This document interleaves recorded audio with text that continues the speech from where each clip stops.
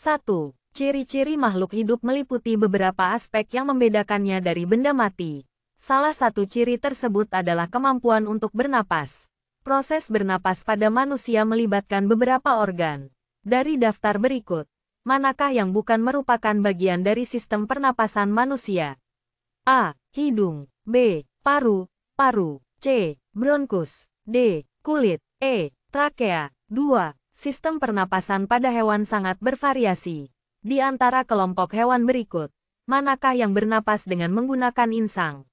A. Mamalia. B. Aves. C. Amfibia. D. Pisces. E. Insekta. 3. Makhluk hidup memerlukan makanan untuk memenuhi kebutuhan energinya. Nutrisi makronutrien memiliki peran penting dalam tubuh. Nutrisi manakah yang merupakan sumber energi utama bagi tubuh dan sering ditemukan dalam makanan seperti padi dan jagung? 2 poin. A. Protein. B. Lemak. C. Vitamin. D. Karbohidrat. E. Mineral. 4. Gerakan pada makhluk hidup dapat dikategorikan menjadi gerak aktif dan gerak pasif. Gerak manakah yang terjadi pada tumbuhan sebagai respons terhadap rangsangan dari lingkungan, seperti cahaya atau gravitasi? A. Gerak aktif. B. Gerak endonom. C. Gerak pasif. D. Gerak higroskopis. E. Gerak nasti. 5. Peka terhadap rangsangan adalah salah satu ciri penting makhluk hidup. Contoh respons terhadap rangsangan dapat ditemukan pada tumbuhan. Misalnya, tumbuhan putri malu yang menguncupkan daunnya ketika disentuh. Apa istilah yang tepat untuk menyebut gerakan ini?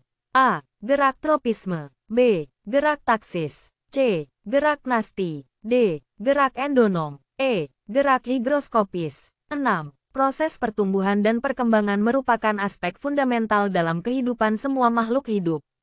Pertumbuhan biasanya diukur secara kuantitatif dan bersifat irreversibel, sementara perkembangan lebih bersifat kualitatif. Dalam konteks ini, manakah pernyataan berikut yang paling tepat mengenai perbedaan antara pertumbuhan dan perkembangan? A. Pertumbuhan dapat kembali ke ukuran semula, sedangkan perkembangan tidak dapat diukur. B. Pertumbuhan melibatkan perubahan fisik yang dapat diukur, sedangkan perkembangan adalah proses menuju kedewasaan yang sulit diukur secara langsung. C. Pertumbuhan hanya terjadi pada hewan, sedangkan perkembangan hanya terjadi pada tumbuhan. D. Pertumbuhan melibatkan perubahan dalam struktur sel, sedangkan perkembangan tidak melibatkan perubahan sel. E. Pertumbuhan dan perkembangan adalah dua proses yang sama dan dapat diukur dengan cara yang sama. 7. Dalam reproduksi, makhluk hidup melakukan proses berkembang biak untuk menjaga kelangsungan spesies. Ada berbagai cara perkembangbiakan yang terjadi di alam. Dari penjelasan berikut, manakah yang menunjukkan cara perkembangbiakan hewan dan tumbuhan secara benar? A. Hewan seperti ikan bertelur dan manusia melahirkan. Tumbuhan dapat berkembang biak secara vegetatif dan generatif.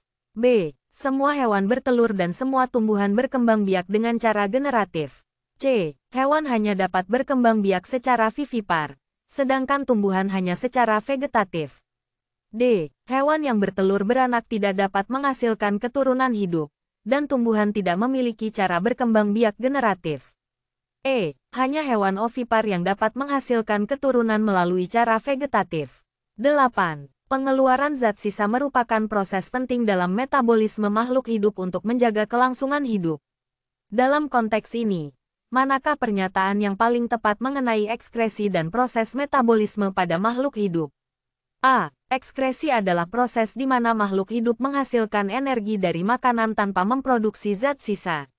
B. Dalam metabolisme, zat sisa yang dihasilkan dapat berupa limbah berbahaya, sehingga ekskresi berfungsi untuk mengeluarkannya dari tubuh untuk menjaga kesehatan.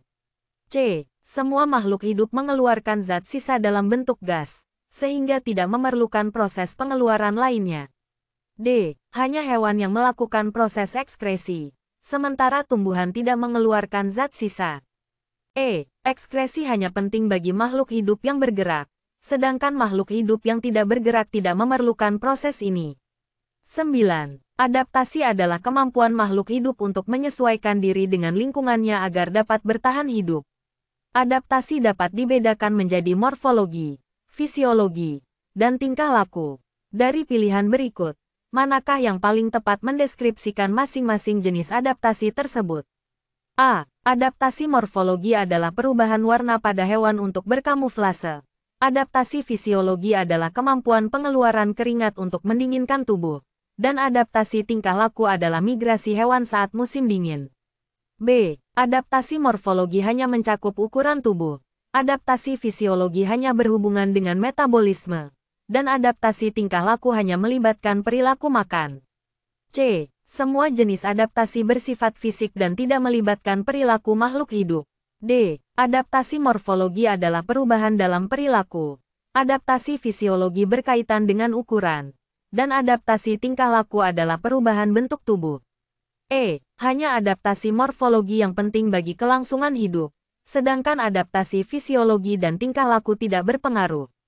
10. Lingkungan hidup adalah interaksi antara komponen biotik dan abiotik yang membentuk ekosistem. Berdasarkan definisi tersebut, manakah dari pilihan berikut yang paling tepat menggambarkan komponen lingkungan hidup? A. Komponen biotik mencakup hanya hewan dan tumbuhan, sedangkan komponen abiotik hanya mencakup air dan udara. B. Komponen biotik dan abiotik bekerja sama untuk membentuk sistem ekosistem yang seimbang, di mana setiap komponen memiliki peran penting dalam kelangsungan hidup. C. Hanya komponen biotik yang berperan dalam ekosistem, sementara komponen abiotik tidak memiliki pengaruh signifikan. D. Komponen lingkungan hidup terdiri dari makhluk hidup saja dan tidak mencakup faktor non-hidup seperti tanah dan iklim. E. Komponen biotik dan abiotik dapat berfungsi secara terpisah tanpa saling mempengaruhi satu sama lain. 11. Suhu suatu cairan diukur dengan termometer dan menunjukkan 25 derajat C. Jika kita ingin mengonversi suhu ini ke dalam Fahrenheit, rumus yang digunakan adalah F sama dengan 5/9 * C plus 32. Dengan menggunakan rumus tersebut, berapakah suhu dalam Fahrenheit yang setara dengan 25 derajat Celcius? A. 75 derajat Fahrenheit. B. 32 derajat Fahrenheit. C. 100 derajat Fahrenheit. D. 77 derajat Fahrenheit. E. 68 derajat Fahrenheit. 12. Jika suhu ruangan adalah 20 derajat Celcius dan kita ingin mengonversinya ke Kelvin, kita harus menggunakan rumus K sama dengan C plus 273.15. Berdasarkan informasi ini, berapakah suhu ruangan dalam Kelvin? A. 293.15 K. B. 273.15 K. C. 295 K. D. 298 K. E. 300 K. 13. Suhu air mendidih diukur pada 100 derajat C. Jika kita ingin mengonversi suhu ini ke dalam reaumur, kita menggunakan rumus R sama dengan 4/5 C. Berapa suhu air mendidih dalam reaumur? A. 80 derajat R. B. 75 derajat R. C. 100 derajat R. D. 90 derajat R. E. 85 derajat R. 14. Suhu suatu benda diukur dan menunjukkan 50 derajat F. Jika kita ingin mengonversinya ke dalam Celcius, kita menggunakan rumus C sama dengan 5/9 * F-32. Berapakah suhu benda tersebut dalam Celcius? A. 10 derajat Celcius. B. 15 derajat Celcius. C. 12,5 derajat Celcius. D. 20 derajat Celcius. E. 8 derajat Celcius. 15. Ketika suhu suatu zat berada pada 0 derajat Celcius, kita ingin mengetahui suhu tersebut dalam Kelvin. Dengan menggunakan rumus yang tepat, berapakah nilai suhu tersebut dalam Kelvin? A. 273.15 K. B. 0 K. C. 100 K. D. 32 K. E. 300 K. 16. Suhu suatu cairan dicatat pada 30 derajat C. Jika kita ingin mengonversi suhu tersebut ke Fahrenheit, menggunakan rumus yang sama F sama dengan 9/5 * C plus 32. Berapa suhu dalam Fahrenheit? A. 86 derajat Fahrenheit. B. 90 derajat Fahrenheit. C. 80 derajat Fahrenheit. D. 70 derajat Fahrenheit. E. 75 derajat Fahrenheit. 17. Ketika suhu suatu lingkungan menunjukkan 10 derajat Celcius, kita ingin mengonversinya ke Fahrenheit. Dengan rumus F sama dengan 9/5 * C plus 32. Berapakah hasil konversi ke Fahrenheit? A. 50 derajat Fahrenheit. B. 48 derajat Fahrenheit. C. 45 derajat Fahrenheit. D. 40 derajat Fahrenheit. E. 55 derajat Fahrenheit. 18. Suhu 40 derajat Celcius ingin diubah ke dalam reamur. Dengan rumus R sama dengan 4/5 C. Berapa nilai reamur yang setara dengan 40 derajat Celcius? A. 32 derajat R. B. 36 derajat R. C. 40 derajat R. D. 28 derajat R. E. 30 derajat R. 19. Suhu tertentu diukur pada 60 derajat R. Jika kita ingin mengonversinya ke Celcius, kita perlu menggunakan rumus C sama dengan 5/4 R. Berapakah suhu tersebut dalam Celcius? A. 75 derajat Celcius. B. 68 derajat Celcius. C. 60 derajat Celcius. D. 65 derajat Celcius. E. 70 derajat Celcius. 20. Sinar matahari adalah komponen abiotik yang sangat penting bagi kehidupan di bumi. Sinar matahari tidak hanya mendukung proses fotosintesis pada tumbuhan tetapi juga mempengaruhi banyak aspek kehidupan lainnya. Jelaskan dua peran utama sinar matahari dalam mendukung kelangsungan hidup makhluk hidup, serta bagaimana perubahan intensitas sinar matahari dapat mempengaruhi ekosistem secara keseluruhan. A. Sinar matahari menyediakan energi untuk fotosintesis dan membantu dalam pengaturan suhu global. Perubahan intensitas dapat menyebabkan gangguan pada siklus air. B. Sinar matahari menghasilkan vitamin D bagi manusia dan mempengaruhi perilaku hewan. Perubahan intensitas dapat mengganggu pola migrasi. C. Sinar matahari berfungsi sebagai sumber energi bagi teknologi dan membantu pembentukan tanah. Penurunan intensitas dapat mengakibatkan kerusakan lingkungan. D. Sinar matahari mempengaruhi pertumbuhan tanaman dan produksi pangan. Perubahan intensitas dapat menyebabkan kelangkaan sumber makanan. E. Sinar matahari diperlukan untuk fotosintesis dan produksi oksigen. Perubahan intensitas dapat mengubah komposisi gas di atmosfer. 21. Suhu merupakan komponen abiotik yang sangat berpengaruh terhadap aktivitas makhluk hidup. Setiap spesies memiliki rentang suhu tertentu untuk bertahan hidup. Diskusikan bagaimana dua jenis adaptasi, baik morfologis maupun perilaku, memungkinkan hewan untuk bertahan di lingkungan dengan suhu ekstrim, serta berikan contoh spesifik dari hewan yang mampu melakukan adaptasi tersebut. A. Adaptasi morfologis seperti rambut tebal dan perilaku migrasi. Contoh, beruang kutub memiliki bulu tebal dan burung yang bermigrasi ke iklim hangat. B. Adaptasi fisiologis seperti pengaturan metabolisme dan morfologis seperti warna kulit. Contoh, reptil yang mengubah warna untuk beradaptasi dengan suhu. C. Adaptasi perilaku seperti bersembunyi di tempat teduh dan morfologis seperti ukuran tubuh kecil. Contoh, mamalia kecil yang menghindari panas dengan mencari tempat teduh. D. Adaptasi morfologis seperti penebalan kulit dan perilaku hibernasi. Contoh, beruang yang hibernasi di musim dingin dan ikan dengan kulit tebal. E. Adaptasi perilaku untuk mencari makanan dan morfologis untuk meningkatkan kecepatan. Contoh, burung yang terbang cepat untuk mencari makanan di suhu panas. 22. Air adalah komponen abiotik yang sangat penting bagi semua bentuk kehidupan. Ketersediaan air di suatu daerah sangat dipengaruhi oleh faktor-faktor seperti curah hujan, suhu, dan kegiatan manusia. Jelaskan bagaimana dua faktor ini berkontribusi terhadap ketersediaan air, dan apa dampaknya terhadap ekosistem jika ketersediaan air berkurang. A. Curah hujan yang rendah menyebabkan kekeringan, mempengaruhi pertumbuhan tanaman, dan mengurangi populasi hewan. B. Suhu yang tinggi meningkatkan penguapan air, mengakibatkan penurunan kadar air dalam tanah dan merusak ekosistem akuatik. C. Aktivitas manusia seperti deforestasi dapat mengurangi penyerapan air, sementara curah hujan yang tinggi dapat menyebabkan banjir. D. Perubahan iklim mempengaruhi pola curah hujan dan suhu, yang berpotensi mengakibatkan ketidakstabilan ekosistem. E. Semua faktor di atas mempengaruhi ketersediaan air, dan jika berkurang, akan menyebabkan penurunan biodiversitas dan gangguan pada rantai makanan. 23. Udara merupakan komponen abiotik yang sangat penting untuk proses respirasi organisme dan fotosintesis pada tumbuhan. Kualitas udara sangat berpengaruh terhadap kesehatan ekosistem. Diskusikan bagaimana dua proses ini saling bergantung dan dampak negatif dari polusi udara terhadap kedua proses tersebut. A. Tumbuhan menyerap karbon dioksida untuk fotosintesis, sedangkan hewan menghirup oksigen untuk respirasi. Polusi dapat mengganggu proses ini dan mengurangi kualitas hidup. B. Udara yang bersih diperlukan untuk pertumbuhan tanaman, sedangkan polusi udara hanya berdampak pada kesehatan manusia. C. Fotosintesis mengurangi kadar karbon dioksida dan meningkatkan oksigen, sehingga polusi tidak berpengaruh pada proses ini.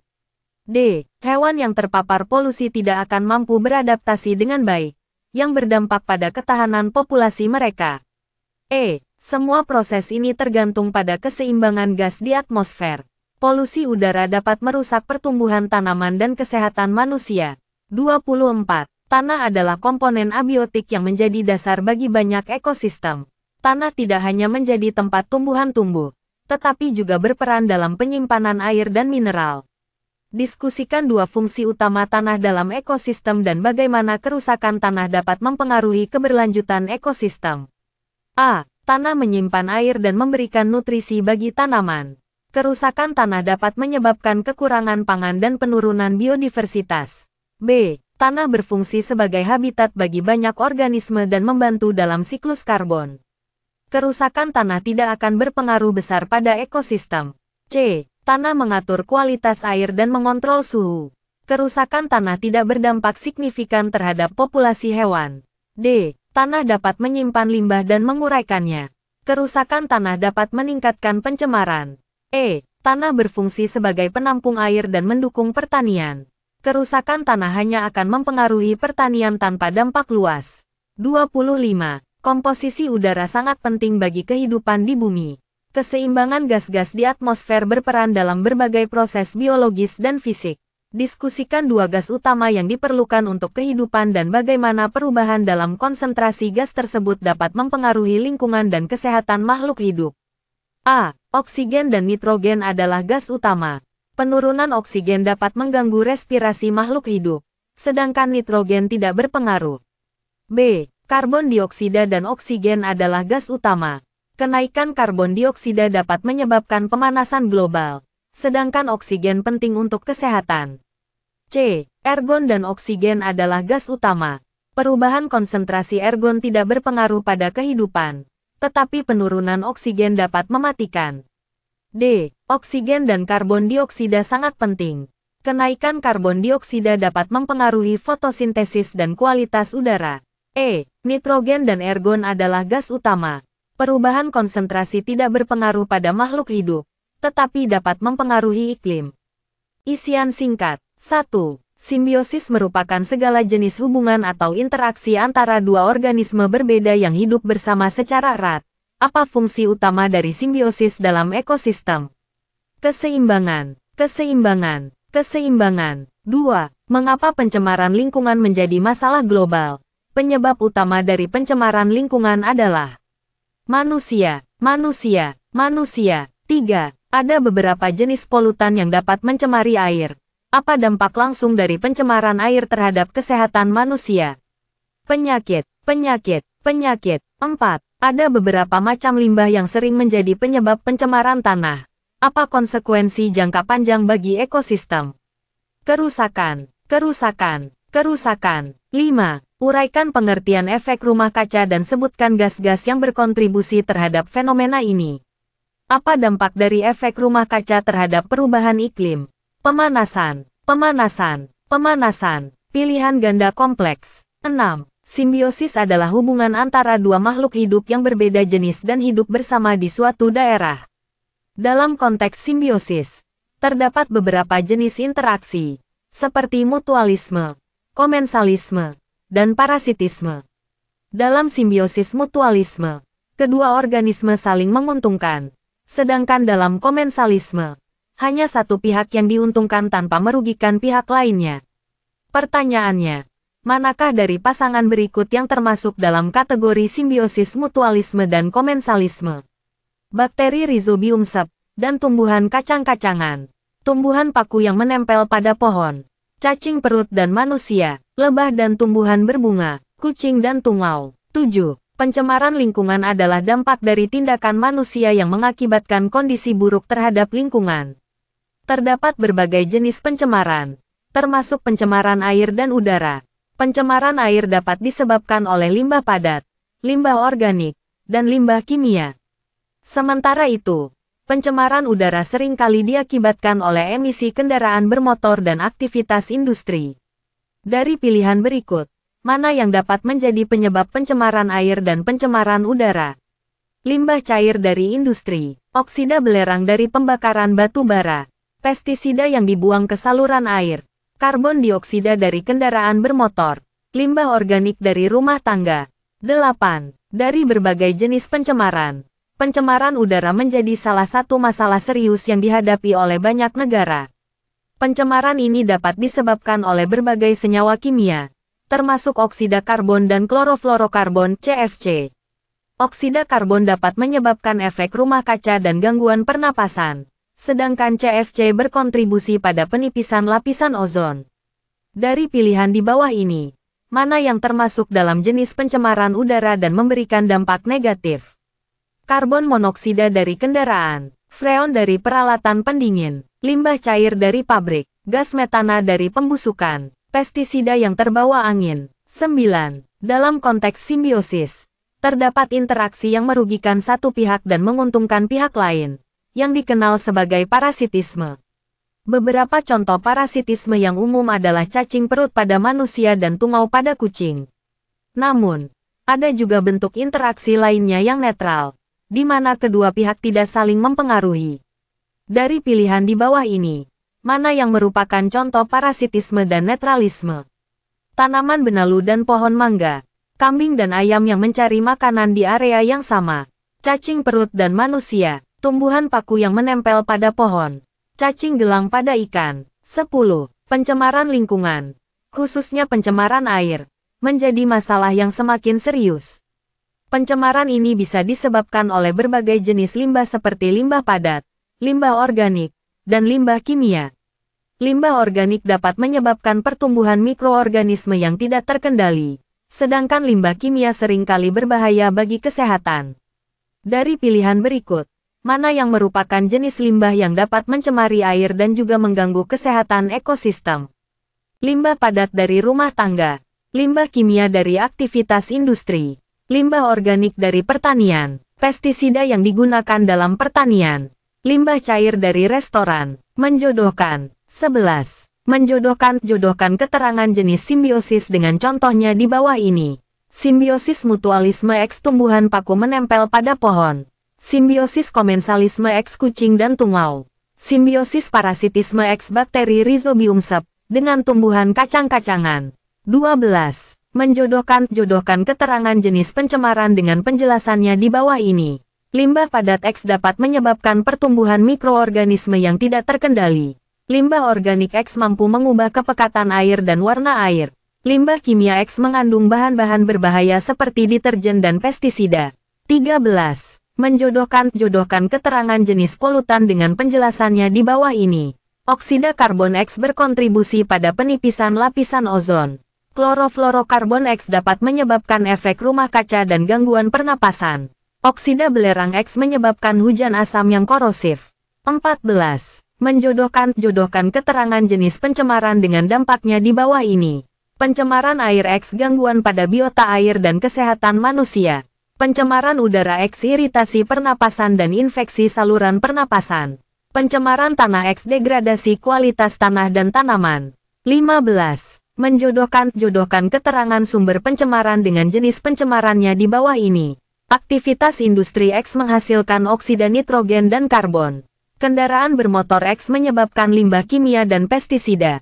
Pertanian X membuang limbah padat dan organik ke saluran air. Benar dan salah. 16. Benar atau salah? Pernyataan benar salah. Pencemaran tanah dapat disebabkan oleh limbah padat dan limbah cair. Limbah padat tidak dapat diurai ketika masuk ke dalam tanah. Pencemaran tanah tidak berdampak pada kualitas air tanah. BBS. 17. Benar atau salah? Pernyataan benar salah. Pencemaran lingkungan dapat menyebabkan penyakit menular seperti kolera dan hepatitis A. Keracunan logam berat tidak dapat menyebabkan penyakit yang serius. Penyakit tidak menular dapat disebabkan oleh pencemaran air. BSB 18. Benar atau salah? Pernyataan benar salah. Akumulasi polutan dapat menyebabkan kepunahan spesies. Ledakan hama dapat terjadi akibat hilangnya predator dalam ekosistem. Pencemaran lingkungan tidak mempengaruhi keseimbangan ekosistem. BBS 19. Benar atau salah? Pernyataan benar salah. Konservasi diperlukan untuk mencegah kelangkaan tumbuhan dan hewan. Upaya konservasi tidak berhubungan dengan pemanasan global. Daur ulang sampah merupakan salah satu upaya mengatasi pencemaran lingkungan. BSB 20. Benar atau salah? Pernyataan benar salah. Reboisasi adalah tindakan untuk mengurangi pencemaran lingkungan. Pengawasan terhadap penggunaan pestisida tidak diperlukan dalam konservasi. Penyuluhan mengenai lingkungan hidup penting untuk meningkatkan kesadaran masyarakat.